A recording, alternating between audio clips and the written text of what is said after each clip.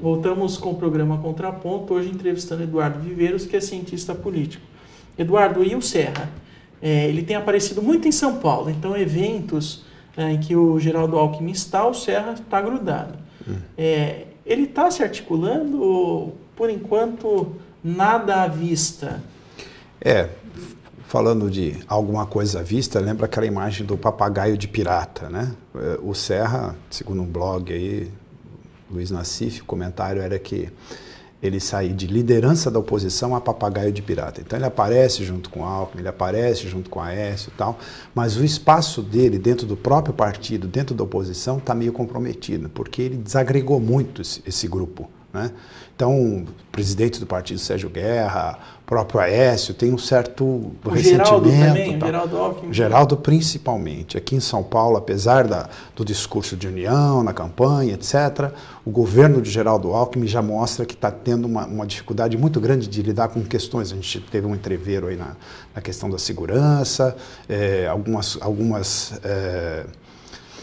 algumas bases financeiras, orçamentárias do governo que o Geraldo recebeu comprometidas. Então o Serra ele tem que reconquistar um espaço. Não tem muita alternativa não, ele se candidata a prefeito, talvez a governador em 2014, mas aí ele vai ter que brigar com o Alckmin. Que não vai abrir mão da reeleição. Não, o projeto do Alckmin é restrito a São Paulo. Eduardo, a Dilma, voltando à questão da Dilma, a Dilma é mais administradora do que política?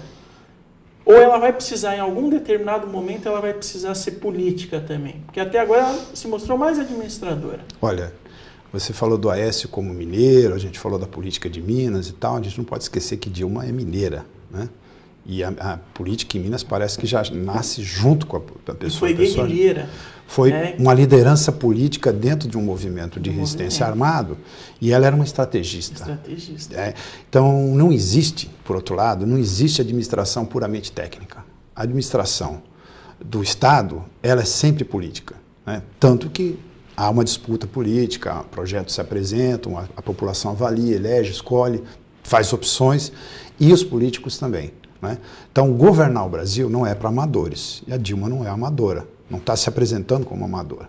Do ponto de vista técnico, a imagem que se coloca é de uma gestora, né? Até na campanha, ou antes da campanha, se falava, não, ela é uma burocrata, uma tecnocrata, e parece que agora está surpreendendo, não é só burocrata. Ela conhece. Não é só tecnocrata. Ela conhece o que ela está fazendo. Muito. Conhece muito do ponto de vista do funcionamento da máquina, tá?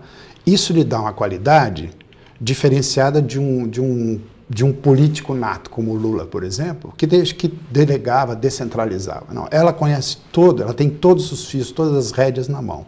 E ela vai saber conduzir, negociar. Claro que pode ser desgastante do ponto de vista pessoal, né? A pessoa tem que se dedicar muito a esse trabalho, né? Mas ela faz uma boa gestão técnica, administrativa, e também vai ter que fazer a gestão política. Dos ministros, qual é o que vai se destacar como o braço direito da Dilma?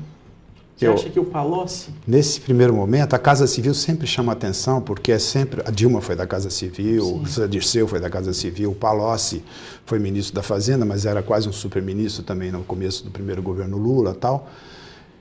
Chama a atenção, eu acredito que vai chamar a atenção o ministro que for mais discreto, porque é o que a Dilma gosta. Ela não gosta de espalhar fato, ela não gosta de muito escândalo, muito espetáculo, né? E o Palocci me parece um cara que atua um pouco nessa descrição. Mas tem o Pimentel, né? Tem o próprio Manteiga, que não é um cara midiático, assim, está fazendo grandes escândalos. O presidente do Banco Central é uma figura discreta. O Meirelles já chamava mais atenção, porque ficou muito tempo e o mercado visava muito o comportamento dele. Então, é um governo que, pouco a pouco, vai adquirindo a cara da presidenta. E num governo onde todos são discretos, você olha para quem? Você olha para quem manda, né? Agora você citou o Guido Mantega, né? Tá havendo, parece que um fogo amigo dentro do governo, e parece uma disputa entre o Palocci e o Guido Mantega. O que de fato está acontecendo ali? Isso está sendo desautorizado pela presidente. Eu não acredito que é uma coisa que, pelo menos do ponto de vista externo, vai aparecer muito. A mídia especula, alguém escreve alguma coisa a respeito e tal, mas parece que essa característica também de não deixar que os problemas sejam resolvidos na mídia, externamente, vai predominar. Né? Se tiver algum problema, se tiver alguma escaramuça, ou mesmo uma mudança de projeto político, se o projeto político mudar e a Dilma quiser colocar o Palocci, por exemplo, no Ministério da Fazenda, nada vai impedir. Né? O cargo é de livre atribuição da presidenta, então não vai haver muito problema. E daí reescalonar aí o Guido Mantega? Talvez isso possa... Se cogita muito isso. Pode ser uma necessidade. Por exemplo, né? Pode ser uma necessidade do próprio governo em função da situação econômica. Né? Quer dizer, a gente não pode esquecer também, podemos esquecer que, além da negociação com os partidos, você tem a sociedade. A pressão do mercado, a pressão dos movimentos sociais, etc. Né? A própria sociedade também influencia sobre o funcionamento do governo, sobre a máquina, funcionamento da máquina governamental. A gente falou de mídia e você é um pesquisador do Núcleo de Estudos em Mídia, Arte, Mídia e Política da PUC de São Paulo, né? Juntamente com a Vera e com o Miguel Chay. E você trabalhou muito com as questões de mídia, as pesquisas sobre mídia, etc. Na campanha, a gente viu uma posição clara da mídia brasileira em apoio ao Serra. Quer dizer, acho que isso ficou evidente dos grandes meios de comunicação, de apoiarem o Serra, destacando, acho que, a Carta Capital, que ficou mais ao lado da Dilma e tal. E agora? Né? Quer dizer, a mídia, a gente já comentou um pouquinho antes, mas a mídia tende ao tradicionalismo, a ficar ao lado dos tucanos mesmo, ou vão respeitar de fato a Dilma, porque o Lula ele era muito popular, né? Ele chegava, falava, conversava com todo mundo, e eu acho que a mídia tinha muito essa liberdade de detonar a figura pública. Né? E agora? Quer dizer, é uma pessoa mais recatada, é uma mulher, a gente não vai fazer uma discriminação em relação a isso, mas, enfim, é uma presidenta da República, a primeira que a gente tem. Será que a mídia também vai se recolher um pouco e não vai ser tão ousada como foi no governo Lula? Olha, eu acredito que isso depende também dos interesses, né? Porque a gente não pode esquecer que a mídia é um setor da economia, é um setor também que disputa espaços de poder na sociedade, né? Então a mídia se articula nessa ou naquela direção em função dos seus próprios interesses econômicos e políticos. Né? A mídia tem um projeto político, já foi chamada de quarto poder, né?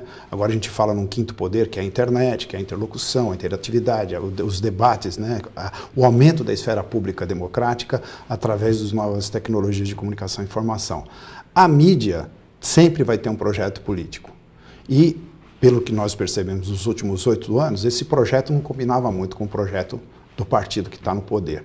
Então, nesse momento, eu acredito que parece os primeiros rounds de uma luta de boxe, né? Você fica estudando o adversário, faz uma tentativa e tal, atua de maneira mais tranquila, né? Apresenta como discreta, elogia e tal, mas num segundo momento sempre tem a questão econômica, olha a inflação, está chamando a atenção para isso, para aquilo. Quer dizer, isso vai no decorrer do processo, a própria presidente, na relação com a mídia, ela também vai marcar uma presença mais clara e o establishment, né? a máquina midiática, né? as grandes empresas também vão se posicionar. Né? Mas a tendência é não ficar no bonzinho durante muito tempo. Bom, Eduardo, nós vamos ver como é que essa articulação política vai se dar e nós vamos ter muito assunto para comentar, acho que o ano inteiro, e você já é o nosso convidado para outros programas. Muito obrigado pela participação. Obrigado você pelo convite e agradeço também a atenção dos espectadores. Agradeço você de casa, muito obrigado e até a próxima.